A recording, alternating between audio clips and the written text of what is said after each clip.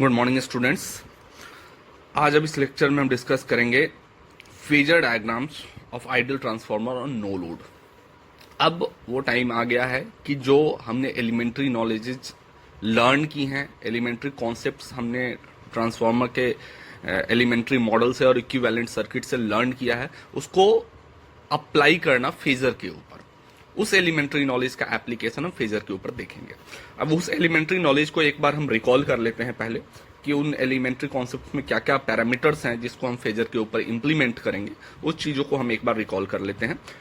Transformer के elementary model में equivalent circuit में आप सबको पता है कि ये प्राइमरी साइड है, सेकेंडरी साइड है। प्राइमरी के टर्न्स हैं, सेकेंडरी के टर्न्स है N1 और N2। प्राइमरी साइड में एक सप्लाई वोल्टेज V1 होता है। प्राइमरी साइड में वाइंडिंग का resistance R1, reactance X1, secondary का resistance R2, reactance X2। Load हमने यहाँ पे अभी कैंसिल किया हुआ है क्योंकि नो लोड अभी हम स्टडी कर रहे हैं, इसलिए इसको ओपन लिखा हुआ है, इसको यहाँ कैंसिल कर दिया। अच्छा, जब वर्किंग में जब यहाँ पे हम वोल्टेज अप्लाई V1 वोल्टेज एक अल्टरनेटिंग वोल्टेज अप्लाई करते हैं तो एक अल्टरनेटिंग करंट I1 ड्राइव करता है। I1 जब इसमें अल्टरनेटिंग करंट ड्राइव होता है तो क्या करता है, वो कोर में एक फ्लक्स प्रोड्यूस करता है। यहाँ कोर के भीतर आप देख सकते हैं कि जब यहाँ मैंने एक्चुअल मॉडल भी बना दिया है, ऊपर इक्विवेलेंट सर्किट बना हुआ है कि जब आप V1 अप्लाई करते हैं तो एक primary current alternating current I1 आता है और I1 जो है इस कोर में एक फ्लक्स फाई प्रोड्यूस करता है और उस फ्लक्स फाई के कारण सेकेंडरी में एक वोल्टेज, चूंकि एक फ्लक्स V जो है अल्टरनेटिंग वोल्टेज है, I एक उसके कारण एक अल्टरनेटिंग करंट है, तो फाई भी है एक अल्टरनेटिंग फ्लक्स या चेंजिंग फ्लक्स है। तो इस चेंजिंग फ्लक्स के कारण इस टर्न से सेकेंडरी टर्न से चेंज करके लिंक करके ये इसमें एक वोल्टेज E2 प्रोड्यूस करता है और खुद से खुद में लिंक करके इसमें एक वोल्टेज E1 प्रोड्यूस करता है। तो यहां पे आपने देखा होगा कि I1 को हमने I0 लिखा हुआ है। इसको लिखने की एक वजह है। I0 कहने का मतलब है कि जब आप ट्रांसफार्मर को बिना किसी लोड के स्टडी करेंगे, जब ट्रांसफार्मर को आप नो लोड स्टडी करेंगे, विदाउट एनी लोड स्टडी करेंगे, तो ट्रांसफार्मर के प्राइमरी में फ्लो होने वाला करंट, जिसको आप प्राइमरी करंट I1 कहते हैं, उसको हम नो लोड करंट कहेंगे। उसको एक स्पेशल नाम दिया गया I0, या उसी को हम कह सकते हैं no load current, no load current. इसी चीज को हम नो लोड करंट कहेंगे। कब? जब ट्रांसफार्मर विदाउट लोड वर्क कर रहा हो, जब ट्रांसफार्मर का सेकेंडरी वाला जो टर्मिनल हो वो ओपन हो, बिना किसी लोड का, उस पर कोई लोड नहीं लगा हो, तो प्राइमरी में फ्लो होने वाला करंट प्राइमरी करंट क्या कहलाएगा? नो लोड करंट कहलाएगा।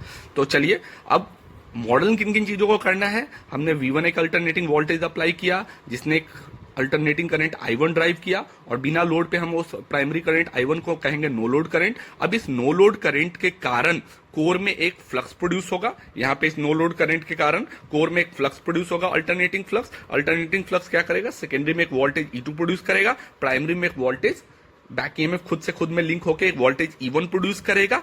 उसके बाद आपको पता है कि यहां आप अप्लाई कितना वोल्टेज कर रहे हैं ये मैटर नहीं करता है। इस अप्लाइड वोल्टेज के कारण यहाँ प्राइमरी में एक करंट I1 जिसको आप नो लोड करंट कर रहे हैं। अब इस नो लोड करंट के कारण यहाँ पे एक ड्रॉप होगा जिसको हम कहेंगे I1 R1 और यहाँ एक ड्रॉप होगा I1 X1। दोनों ड्रॉप सेम फेज में नहीं होंगे क्योंकि एक रेसिस्टिव ड्रॉप है और एक इंडक्टिव ड्रॉप है। तो V1 में से इस I1 R1 और I1 X1 को घटा दीजिएगा। उसके बाद जो वोल्टेज यहाँ पहुंचेगा वो वोल्टेज ऑपरेशनल वोल्टेज है। लाइक V1 में से सपोज कीजिए हमने घटा दिया I1 R1 और I1 X1 J, ठीक है।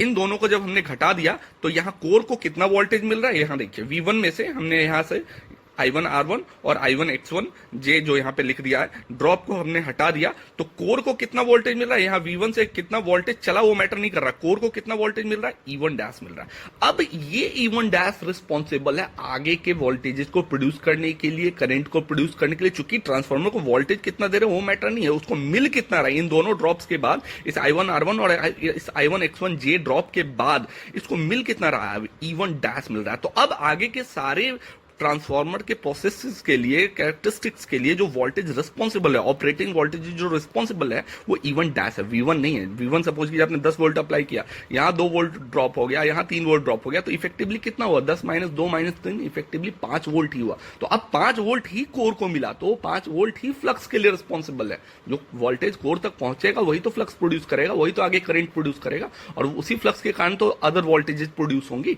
तो अब E1 डैश ही इस फ्लक्स के लिए रिस्पॉन्सिबल इक्वल है और इसी फ्लक्स से E2 प्रोड्यूस हो रहा है, खुद से खुद में लिंक होकर E1 प्रोड्यूस हो रहा है। तो हम स्टार्ट कहां से करेंगे, कितना अप्लाई किया वो मैटर नहीं करता है। ड्रॉप के बाद, इन दोनों ड्रॉप के बाद जितना वोल्टेज कोर को मिल रहा है वो इफेक्टिवली वर्क करेगा आगे के लिए। तो हम स्टार्ट करेंगे E1 डैश से। E1 डैश के कारण ये फ्लक्स प्रोड्यूस हो रहा है और फ्लक्स के कारण ही, मतलब E1 डैश के कारण ही इस वाइंडिंग में करंट आ रहा है, करंट के कारण ही यहाँ फ्लक्स प्रोड्यूस हो रहा है और फ्लक्स के कारण ही सेकेंडरी में एक वोल्टेज E2 प्रोड्यूस हो रहा है और उसी फ्लक्स के कारण खुद से खुद में लिंक होके एक बैक ईएमएफ E1 प्रोड्यूस हो रहा है। तो अल्टीमेटली इस E1 और E2 का रीजन क्या है, ये फ्लक्स, और अल्टीमेटली इस फ्लक्स का रीजन क्या है, ये effective applied voltage E1 dash, V1 नहीं है, E1 डैश है जो इसको इफेक्टिवली यहां मिल रहा है। तो ये E1 और E2 का अल्टीमेट रीजन क्या है, ये फ्लक्स, और फ्लक्स का अल्टीमेट रीजन क्या है, इसमें करंट, और करंट का अल्टीमेट रीजन क्या है, effective applied voltage E1 dash. तो सबसे पहले हम मॉडल कर लेते हैं। अच्छा, वोल्टेजेस इसमें कितने हो गए हमारे पास, सबसे पहले V1 हो गया वोल्टेज, अप्लाइड वोल्टेज, उसको इफेक्टिवली कितना मिल रहा है, तो V1 minus I1 R1 minus I1 X1J, ये माइनस करने के बाद कोर को इफेक्टिवली जो वोल्टेज मिल रहा है वो कोर को मिल रहा है, यहां से माइनस करने के बाद ये दोनों ड्रॉप माइनस करने के बाद E1 डैश। अब E1 डैश के कारण इसमें करंट ड्राइव हुआ, करंट के कारण इसमें फ्लक्स आया, फ्लक्स ने इसमें एक वोल्टेज प्रोड्यूस किया E2 और खुद से खुद में लिंक होकर वोल्टेज प्रोड्यूस हुआ E1। तो ये चार वोल्टेज तो समझ में आ गए, V1 यहां जो इफेक्टिवली मिल रहा है E1 डैश, यहां E1, यहां E2, और उसके बाद अब सेकेंडरी साइड पे, अगर सेकेंडरी साइड में अभी फिलहाल लोड नहीं है, तो लोड नहीं है तो कोई करंट भी नहीं है। अगर यहाँ पे कोई लोड नहीं है, यहाँ कोई लोड नहीं लगाया हुआ है, ये ओपन किया हुआ है, यहाँ देखिए यहाँ पे हमने ओपन किया हुआ है, तो अगर ओपन किया हुआ है तो यहाँ कोई करंट भी नहीं है, चूंकि ओपन सर्किट है। तो जब ओपन सर्किट है तो अगर लोड होता तो ऑफ कोर्स यहाँ कोई ना कोई करंट I2 होता, I2 के कारण यहाँ पे कोई ना कोई वोल्टेज ड्रॉप I2 R2 होता और यहाँ पे एक वोल्टेज ड्रॉप I2 X2 होता।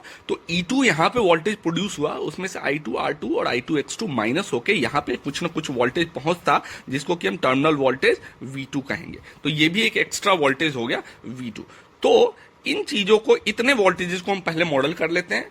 सबसे पहले इफेक्टिव अप्लाइड वोल्टेज हम E1 डैश से शुरू करेंगे, क्योंकि आप कितना अप्लाई करते हैं वो मैटर नहीं करता है, पहुंच कितना रहा है, और बाकी के आगे की चीजों के लिए जो वोल्टेज उसको मिल रहा है कोर को, वही चीज ऑपरेटिंग वोल्टेज है।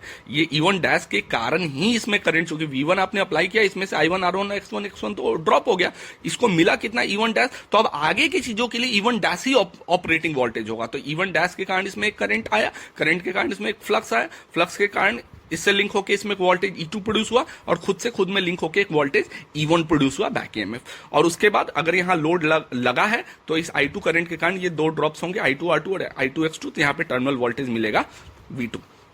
यहां मैंने लिख दिया है V2 इक्वल टू यहाँ E2 माइनस I2 R2 और I2 X2, ये दोनों ड्रॉप हो गया, तो V2 equal to E2 minus I2 R2 minus I2 X2 J, चूंकि ये इसमें होने वाला ड्रॉप एक इंडक्टिव ड्रॉप है, इसलिए इसको J के साथ लिखा। ठीक है, तो इतने वोल्टेज को पहले मॉडल कर लेते हैं आइडियल ट्रांसफार्मर के फेजर में। अब देखिए यहां मॉडल करते हैं दूसरे पेज पे इसको।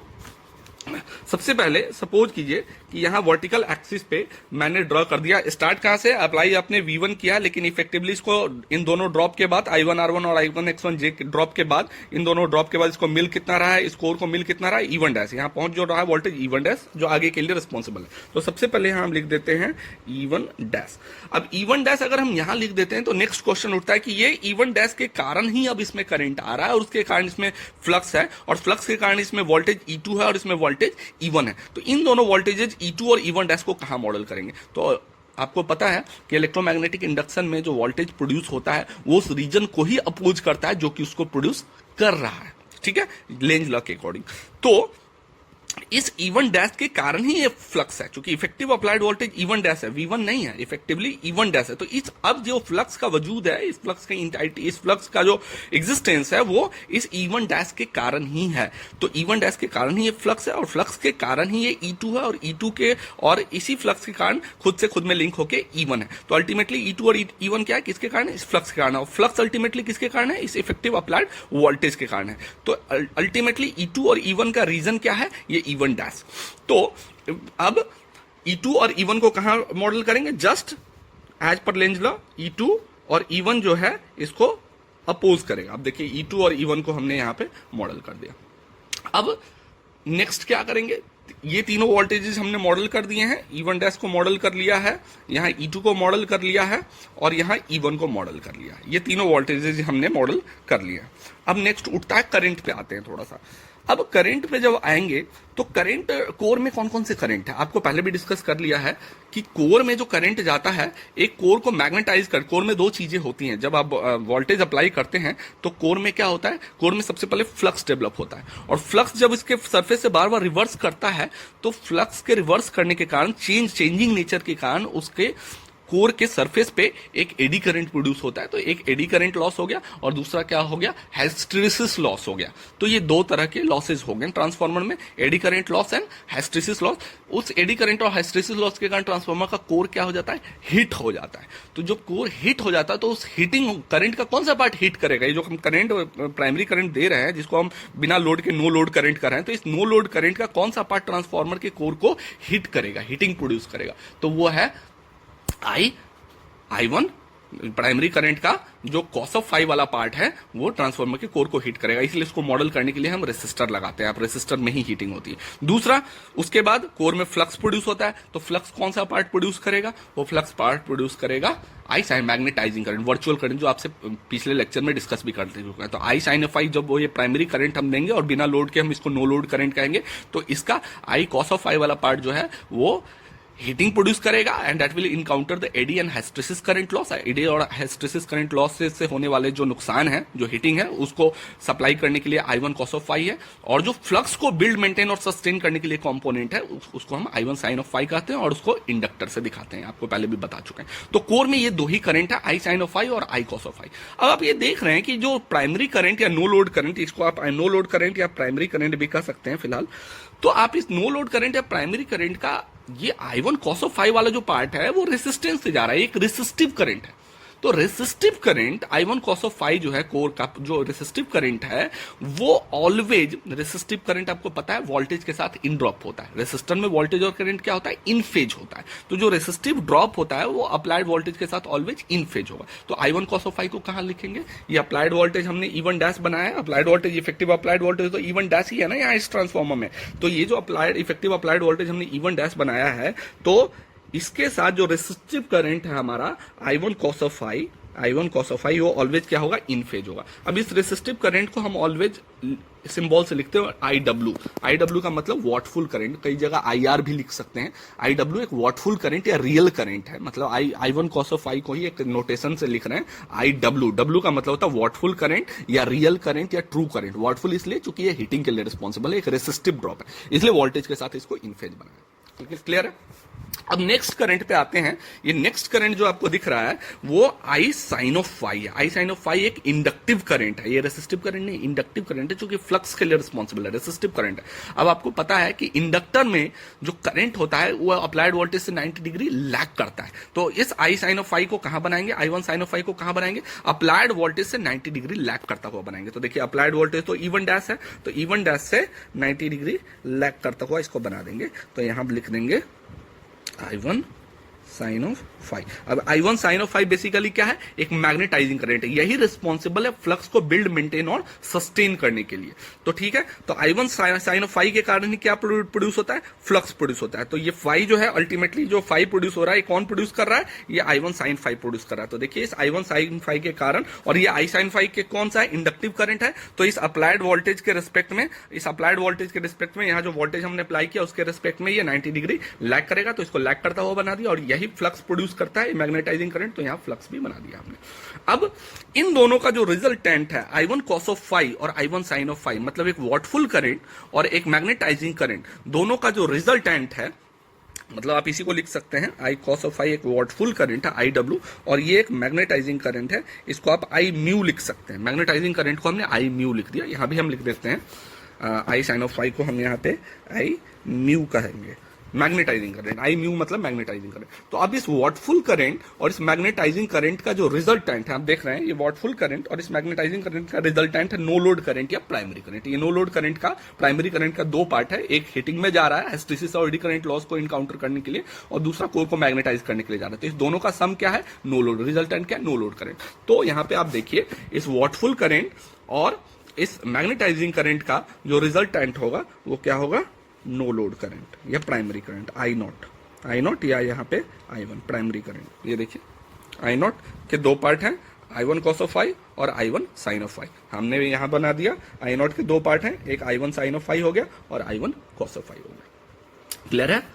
अब नेक्स्ट दो वोल्टेजेस रह गए हैं इसके बाद। अब उन वोल्टेजेस को कहा मॉडल हमने क्या क्या कर लिया, तीन वोल्टेजेस को मॉडल कर लिया हमने। एक effective applied voltage E1 dash को मॉडल कर लिया, उसके कारण जो फ्लक्स प्रोड्यूस हो रहा है और फ्लक्स से E2 प्रोड्यूस हो रहा है सेकेंडरी में, और सेकेंडरी से खुद में लिंक होकर एक बैक ईएमएफ E1 प्रोड्यूस हो रहा है। इन तीन वोल्टेजेस को मॉडल कर दिया। अब क्या रह गया, करंट भी मॉडल कर दिया, कोर में जितने करंट थे वो भी मॉडल कर लिया, प्राइमरी करंट भी मॉडल कर दिया। अब पैरामीटर्स जो बच रहे हैं वो ये दो वोल्टेज बच रहे हैं, ये V1 अप्लाइड वोल्टेज, V2 यहाँ टर्मिनल वोल्टेज और सेकेंडरी का करंट।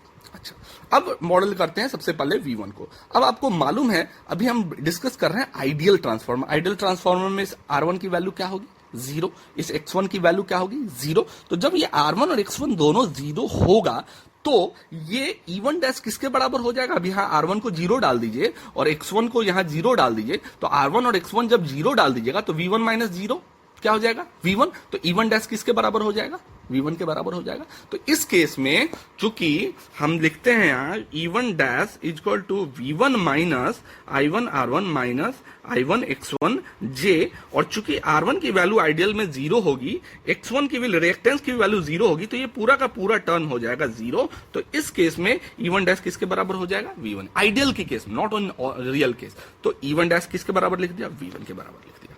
तो अब यहां भी हो गया, अब हमारा E1 डैश V1 के बराबर होगा क्योंकि R1 और X1 की वैल्यू हमने यहां 0 ले रखी है। अच्छा, अब आते हैं सेकेंडरी वाले साइड पे। सेकेंडरी के वोल्टेज V2 की बात करें तो चूंकि अभी हमने नो लोड रखा हुआ है, यहां देखिए लोड को क्लोज करके रखा हुआ है, लोड को कैंसिल करके रखा हुआ है, तो नो लोड के केस में सेकेंडरी का जो करंट होगा I2 वो क्या होगा, 0 होगा। जब सेकेंडरी में कोई करंट ही नहीं होगा तो यहां जो ड्रॉप हो रहा है I2 R2 और यहां I2 X2, उसकी वैल्यू क्या हो जाएगी। हमने लिखा है ये टर्मिनल वोल्टेज, इस टर्मिनल वोल्टेज V2 की वैल्यू हम यहां लिख रहे हैं, V2 की वैल्यू हम लिख रहे हैं, इस E2 में से I2 R2 और I2 X2 ड्रॉप को माइनस कर रहे हैं। तो V2 इक्वल टू V2 लिख रहे हैं E2 minus I2 R2 minus I2 X2 J। अब आपको पता है कि नो लोड पे ये I2 की वैल्यू क्या हो जाएगी, 0, और ये I2 की वैल्यू क्या हो जाएगी, 0। तो ये पूरा का पूरा टर्म क्या हो जाएगा, 0। इसका मतलब V2 किसके बराबर हो जाएगा, E2 के बराबर। जब यहाँ पे कोई लोड नहीं होगा तो इस दोनों में करंट की वैल्यू R2 और X2 की वैल्यू 0 होगी। और वैसे भी आप आइडियल केस अगर स्टडी करें तो आइडियल ट्रांसफार्मर में रेसिस्टेंस और रिएक्टेंस की वैल्यूज क्या हो जाती है, 0 हो जाती है। तो ऑलरेडी R2 और X2 की वैल्यू 0 है और करंट की वैल्यू भी 0 है, दोनों ही चीजें 0 है। तो E2 आपका किसके बराबर हो जाएगा, जब इसमें कोई करंट ही नहीं है तो कोई ड्रॉप ही नहीं है, और R2 X2 की वैल्यू वैसे भी आइडियल में 0 है, तो E2 किसके बराबर हो जाएगा, V2 के बराबर हो जाएगा। तो यहां पे E2 के बराबर हम लिख देते हैं V2 को। तो अब हमने सारी चीजें मॉडल कर ली है इस फेजर पे। देखिए हमने इफेक्टिव अप्लाइड वोल्टेज, देखिए स्टार्ट कहां से करना है, कितना वोल्टेज दिए उससे हमें फर्क नहीं पड़ता है, कितना उसको पहुंच रहा है, कोर को कितना मिल रहा है इफेक्टिवली, वहां से हम शुरू करेंगे। तो स्टार्ट किया हमने E1 डैश से, E1 डैश यहां हमने मॉडल कर लिया। सबसे पहले E1 डैश यहां लिखा, देखिए इसको रेड से सर्किल कर देता हूं। सबसे पहले यहां E1 डैश लिखा। अब E1 डैश के कारण ही अब ये रिस्पॉन्सिबल आगे फ्लक्स के लिए, आगे के चीजों के लिए। तो अब E1 डैश के कारण ही इस कोर में एक वोल्टेज प्रोड्यूस हुआ 5, इसने इससे लिंक करके इसमें सेकेंडरी में वोल्टेज E2 प्रोड्यूस किया और खुद में लिंक होकर एक वोल्टेज E1 प्रोड्यूस किया। तो चूंकि E1 और E2 इस फ्लक्स के कारण प्रोड्यूस हो रहा है, फ्लक्स का अल्टीमेट रीजन जो है वो E1 डैश है। तो E1 as per Lenz law ये कहता है कि इलेक्ट्रोमैग्नेटिक इंडक्शन में जो EMF प्रोड्यूस होता है वो उस रीजन को अपोज करता है जो कि इसको प्रोड्यूस कर रहा है। तो E1 के कारण ही ये फ्लक्स है और फ्लक्स के कारण ही E2 और E1 है। तो E2 और E1 का अल्टीमेट रीजन क्या है, E1 डैश। तो E1 डैश के जस्ट अपोजिट होगा E2 और E1 as per Lenz law. तो E1 डैश के जस्ट अपोजिट हमने ड्रॉ कर दिया, यहां E2 और यहां E1, ये दो वोल्टेजेस हमने ड्रॉ कर दिए। अब नेक्स्ट आते हैं करंट पे। जब ये effective applied voltage E1 dash इसको सप्लाई होता है तो कोर में क्या प्रोड्यूस होता है, कोर में एक फ्लक्स प्रोड्यूस होता है और फ्लक्स के बार बार अल्टरनेटिंग नेचर के कारण कोर के सरफेस पे एडी करंट प्रोड्यूस होता है जो कि एक हीट प्रोड्यूस करता है कोर में। और दूसरा क्या है, जब कोर से बार बार फ्लक्स का रिवर्सल होता है तो हिस्टैरिसीस लॉस होता है कोर के अपने नेचर के कारण, फेरोमैग्नेटिक मटेरियल के नेचर के कारण, वो भी कोर को हिट करता है। तो इन दोनों हीटिंग को करंट का कौन सा पार्ट सप्लाई करेगा, तो इन दोनों हीटिंग को करंट का पार्ट सप्लाई करेगा I cos ऑफ फाई, और हीटिंग के लिए तो हमने उसको रेसिस्टर से रिप्लेस किया है, क्योंकि रेसिस्टर ही हीटिंग के लिए रिस्पॉन्सिबल है, तो उससे आई कॉस ऑफ फाई दिखा दिया। दूसरा, कोर में जो फ्लक्स प्रोड्यूस होता है उसके लिए हमने क्या दिखा दिया है यहाँ पे, मैग्नेटाइजिंग करंट का मैग्नेटाइजिंग कंपोनेंट दिखा दिया, और उसको चूंकि फ्लक्स किस में बिल्ड होता है, इंडक्टर में, तो उसको इंडक्टर से मॉडल कर लिया। अब ये आई कॉस ऑफ फाई क्या है, एक रेसिस्टिव करंट है, तो ये वोल्टेज के साथ ऑलवेज क्या होगा, इन फेज होगा। Effective applied voltage E1 dash के साथ हमने इसको क्या रख दिया, इन फेज रख दिया, और उसी का एक स्पेशल नाम है वॉटफुल करंट या रियल करंट, उसको IW से दिखा दिया। नेक्स्ट क्या है, magnetising current. Magnetising current always applied voltage से क्या होगा, 90 डिग्री आउट ऑफ फेज होगा, तो effective applied voltage E1 dash है, उससे 90 डिग्री आउट ऑफ फेज हमने यहां मैग्नेटाइजिंग करंट आई म्यू, इसको मैग्नेटाइजिंग करंट आई म्यू कहते हैं। और मैग्नेटाइजिंग करंट ही क्या करता है, फ्लक्स प्रोड्यूस करता है, तो इसी लाइन पे हमने फ्लक्स दिखा दिया। अब दोनों का रिजल्टेंट क्या होगा, मैग्नेटाइजिंग करंट और ये मैग्नेटाइजिंग करंट और वॉटफुल करंट दोनों का रिजल्टेंट क्या है, नो लोड करंट। यहां देखिए मैग्नेटाइजिंग करंट और वॉटफुल करंट दोनों का रिजल्टेंट क्या है, नो लोड करंट या प्राइमरी करंट। तो यहां देखिए नो लोड करंट या प्राइमरी करंट दोनों का रिजल्टेंट हमने नो लोड करंट या प्राइमरी करंट दिखा दिया। अब चूंकि एक आइडियल ट्रांसफॉर्मर है, इसमें R1 X1 की वैल्यू 0 है, तो इसमें होने वाले दोनों ड्रॉप्स 0 हैं, तो V1 किसके बराबर होगा, E1 डैश के बराबर होगा। यहाँ V1 हमने E1 डैश के बराबर V1 दिखा दिया, जो कि नो लोड पे स्टडी कर रहे हैं, तो R2 X2 की वैल्यू नो लोड पे स्टडी कर रहे हैं, तो I2 की वैल्यू 0, और आइडियल होने के कारण R2 और X2 दोनों 0 होगा, तो हमारा E2 किसके बराबर होगा, V2 के बराबर हो जाएगा। तो E2 हमने किसके बराबर बना दिया, यहाँ V2 के बराबर बना दिया। अब इसमें एक चीज इंटरेस्टिंग लास्ट रह जा रही है देखने वाली। आपको मैंने ट्रांसफार्मर का EMF इक्वेशन बताया था, EMF इक्वेशन में याद कीजिए कि जो EMF प्रोड्यूस हो रहा था, मैं आपको बता दूं EMF इक्वेशन मैंने कहां पढ़ाया था आपको, मैं वहां लेके जाता हूं, एक सेकेंड।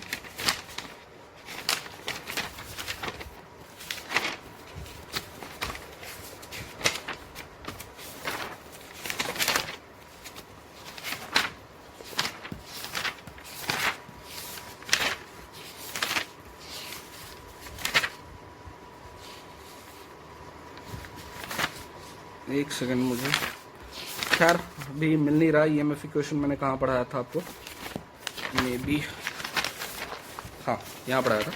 इस EMF इक्वेशन में मैंने आपको पहले भी बता दिया था कि जहां पे हम फ्लक्स अप्लाई कर रहे हैं phi equal to phi not sine omega t, उसके कारण जो डिराइव होके हमारा EMF जो प्रोड्यूस हो रहा है, ये जो EMF प्रोड्यूस हो रहा है वो हमारा अल्टीमेटली, ये जो हमारा EMF प्रोड्यूस हो रहा है इस फ्लक्स के कारण अल्टीमेटली जो हमारा यहाँ EMF प्रोड्यूस हो रहा है वो 90 डिग्री लैग कर रहा है। देखिए यहाँ पे -π/2 है, ये देखिए यहाँ पे हमने फ्लक्स अप्लाई किया था, उसको डिफरेंशिएट करते चले गए, तो फ्लक्स के कारण, इस फ्लक्स के कारण जो E2 प्रोड्यूस हुआ डिफरेंशिएट करके d∅dt के कारण जो ये प्रोड्यूस हुआ, वो ये EMF जो है E2 जो है वहां देखिए -π/2 आ रहा, तो फ्लक्स के रिस्पेक्ट में वो 90 डिग्री लैग करेगा। तो यही चीज यहाँ पे इंप्लीमेंट होगी इस ट्रांसफॉर्मर में, कि फ्लक्स के रिस्पेक्ट में जो EMF आएगा हमारा वो 90 डिग्री अल्टीमेटली लैग करेगा, जो मैंने आपको दिखाया है यहाँ पे।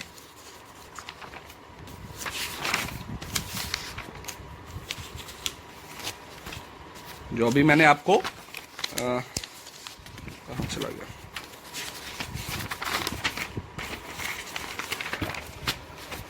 फेजर पे अभी आपको जो बना के दिखाया था मैंने,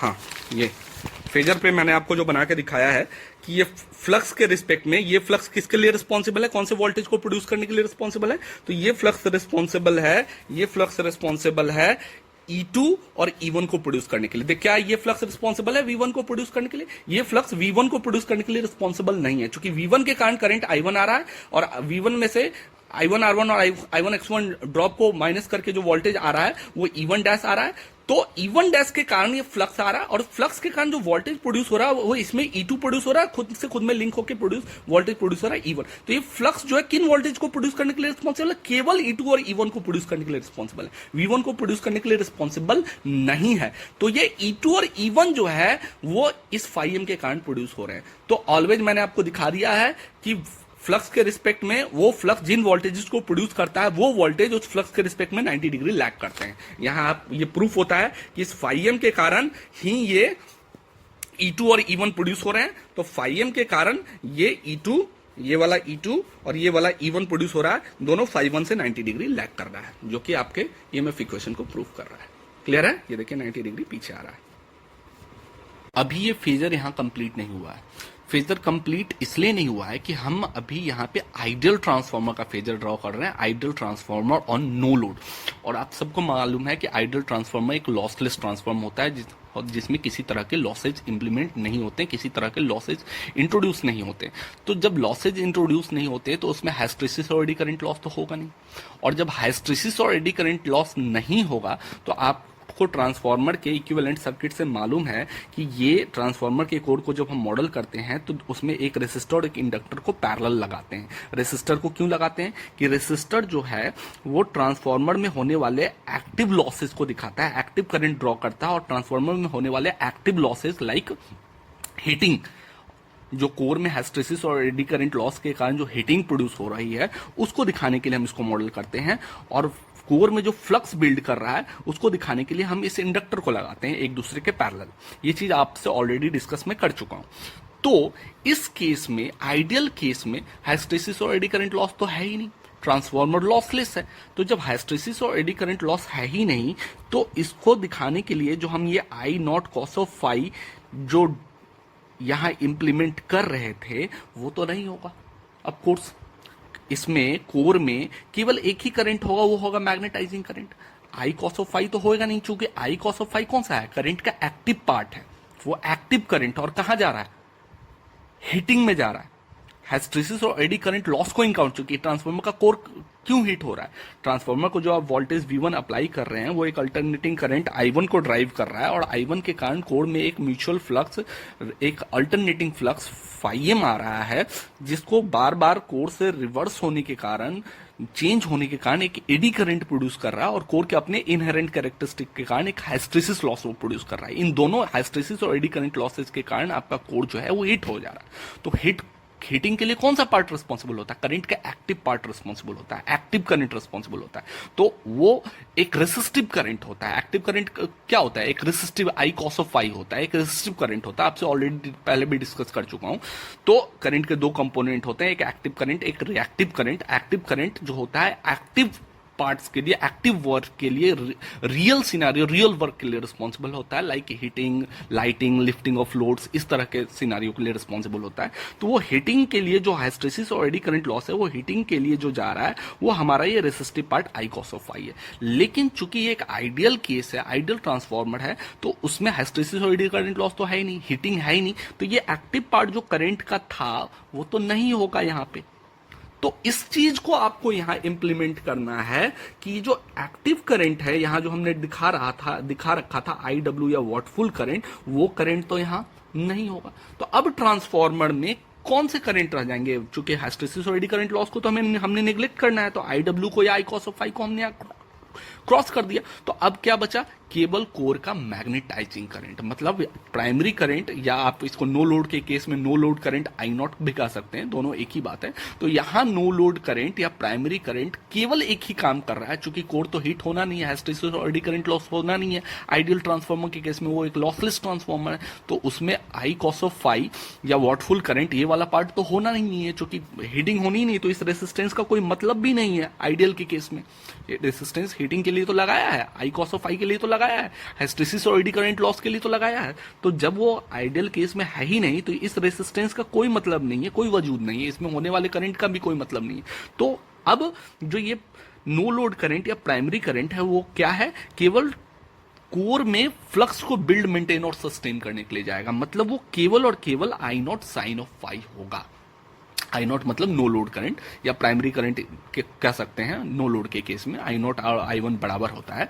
तो यहां पे आपको इस IW को क्लोज कर देना है, यहां पे इसका कोई मतलब नहीं है। यहां पे केवल एक करंट होगा, I1 साइन ऑफ फाई या I not sine of phi आप उसको कह सकते हैं, या फाई वो, या उसी को आई म्यू मैग्नेटाइजिंग करंट आप कहेंगे। ये IW यहां पे नहीं होगा, तो केवल ये एक लाइन होगी। जब ये IW था तो मैं यहां पे दोनों का रिजल्टेंट क्या कर रहा था, आई नॉट या नो लोड करंट या प्राइमरी करंट कर रहा था। लेकिन जब ये IW नहीं है, जब यहां पे कोर में कोई हीटिंग नहीं है, हिस्टैरिसीस और एडी करंट लॉस है ही नहीं, जब ये IW है ही नहीं, तो इस IW को जब हम काट देंगे तो ये वाला जो लाइन है वही केवल रह जाएगा, ये मैग्नेटाइजिंग करंट ही केवल रह जाएगा, तो ये ही केवल लाइन रह जाएगा, ये नहीं रहेगा आइडियल के केस में। तो केवल ये लाइन आइडियल ट्रांसफार्मर और नो लोड के केस में वो IW का कोई मतलब नहीं होता, IW मीनिंगलेस है, चूंकि हिस्टैरिसीस और एडी करंट लॉस होता नहीं है तो IW होगा ही नहीं, तो ये IW तो खत्म हो गया, ये वाला लाइन वर्टिकल लाइन जो था IW वो खत्म हो गया, केवल एक करंट रह गया, वो रह गया मैग्नेटाइजिंग करंट I म्यू या I साइन ऑफ फाई। तो उसको हम यहाँ पे दिखा रहे हैं, I म्यू या I साइन ऑफ फाई को हमने यहाँ पे I not sine of phi को दिखा दिया, जो कि फ्लक्स प्रोड्यूस कर रहा है। तो ये वाला लाइन भी नहीं होगा, केवल एक लाइन ये होगा हॉरिजॉन्टल लाइन एक्स एक्सिस पे, दैट्स इट। ये आपका कंप्लीट होता है ideal transformer on no load का फेजर।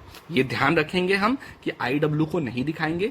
IW क्यों नहीं दिखाएंगे? क्योंकि ये एक आइडियल ट्रांसफार्मर, और आइडियल ट्रांसफार्मर में हिस्टैरिसीस और एडी करंट लॉस नहीं होता। जब हिस्टैरिसीस और एडी करंट लॉस नहीं होगा तो इस रेसिस्टेंस जो हमने मॉडल किया है, हिस्टैरिसीस से हीटिंग के लिए मॉडल किया है, इस रेसिस्टर को हीटिंग के लिए मॉडल किया है, जो हिस्टैरिसीस और एडी करंट लॉस के कारण हो रहे थे, तो इस रेसिस्टेंस का कोई मतलब नहीं रहेगा। हमारे पास केवल और केवल यहाँ मैग्नेटाइजिंग करंट रह जाएगा। तो IW को हम क्लोज कर देंगे। तो यहां हमने IW बनाया था, इसको पूरी तरीके से आप काट देंगे, नेग्लेक्ट कर देंगे, तो इसके बाद आपके पास एक ही करंट यहां बचेगा, I म्यू या मैग्नेटाइजिंग करंट, जो आपके एक्स एक्सिस पे, हॉरिजॉन्टल एक्सिस पे है, जो कि फ्लक्स को प्रोड्यूस कर रहा है। तो ये वाला लाइन भी जब ये खत्म हो गया, IW खत्म हो गया, तो ये जो रिजल्टेंट दोनों का बन रहा था वो भी, चूंकि ये जब IW था और ये IM था, तो दोनों के बीच रिजल्टेंट ये बन रहा था। तो IW तो रहा नहीं, चूंकि आइडियल केस है, इसमें हिस्टैरिसीस और एडी करंट लॉस लेना नहीं है। तो जब आपने इसको खत्म कर दिया तो ये भी ऑटोमेटिकली खत्म हो गया, बच गया केवल क्या, ये मैग्नेटाइजिंग करंट, हॉरिजॉन्टल एक्सिस पे जो मैग्नेटाइजिंग करंट आपको दिख रहा है एक्स एक्सिस पे, वो केवल बच गया।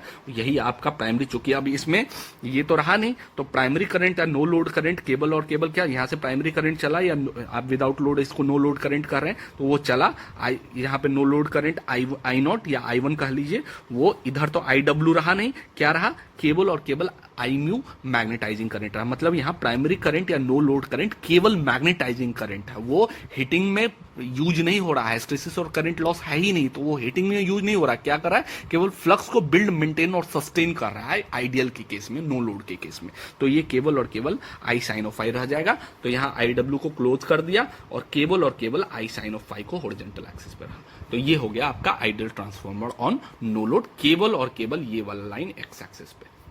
Thank you.